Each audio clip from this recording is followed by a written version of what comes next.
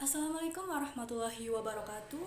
Perkenalkan, nama saya Putri Febriani Susilo dari kelas 5 Perbankan Syariah D, Universitas Islam Negeri Saifuddin Suri Purwokerto. Nah, di sini saya akan sedikit mengulas materi tentang penagihan pajak dan sanksi-sanksi dalam perpajakan. Nah, kalau kalian pengen tahu penjelasan tentang penagihan pajak dan apa aja sih sanksi-sanksi yang diperpajakan itu apa aja, pokoknya kalian wajib banget ya tonton video ini sampai akhir, jangan sampai dilewatkan. Oke. Nah, jadi pengertian penagihan pajak itu sebuah tindakan yang dilakukan agar penanggung pajak melunasi utang pajak dan biaya penagihan pajaknya. Untuk jenis-jenis perpajakan itu ada 3. Yang pertama yaitu penagihan pasif. Pada penagihan pajak pasif, DJP atau Direktorat Jenderal Pajak hanya menerbitkan surat tagihan pajak atau STP. Dalam penagihan pasif, Fiskus hanya memberitahukan kepada wajib pajak bahwa terdapat utang pajak. Yang kedua, penagihan aktif.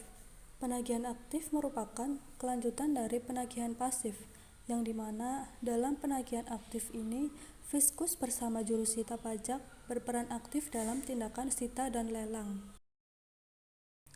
Dan yang ketiga, penagihan seketika dan sekaligus.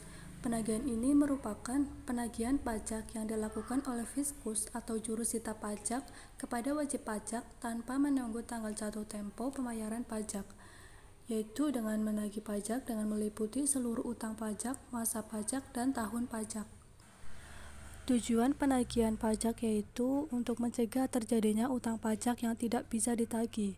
Jika saat dilakukan penagihan seketika dan sekaligus wajib pajak belum membayar, maka jurusita pajak akan menunggu hingga tanggal jatuh tempo. Untuk selanjutnya, sanksi-sanksi perpajakan. Sanksinya itu ada 2 macam. Yang pertama, sanksi administrasi pajak, dan yang kedua, sanksi pidana. Yang pertama itu ada sanksi administrasi pajak, yaitu pembayaran kerugian yang ditimbulkan wajib pajak kepada negara. Pembayaran kerugian tersebut dapat berupa denda, bunga, dan kenaikan bayar. Yang termasuk dalam sanksi administrasi pajak itu ada denda, yang dimana sanksi pajak berupa denda diberikan kepada wajib pajak yang melakukan pelanggaran atau kesalahan dalam pelaporan pajak.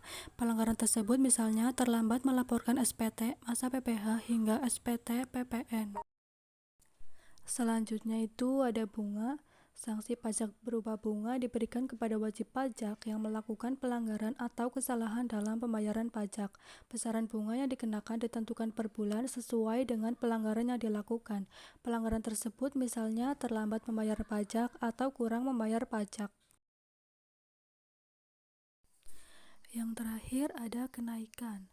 Sanksi ini diberikan kepada wajib pajak yang melakukan pelanggaran atau kesalahan dalam pemberian informasi yang digunakan dalam penghitungan besaran pembayaran pajak, yang dimana sanksi ini membuat wajib pajak harus membayar pajak dengan jumlah yang berlipat ganda dari aslinya.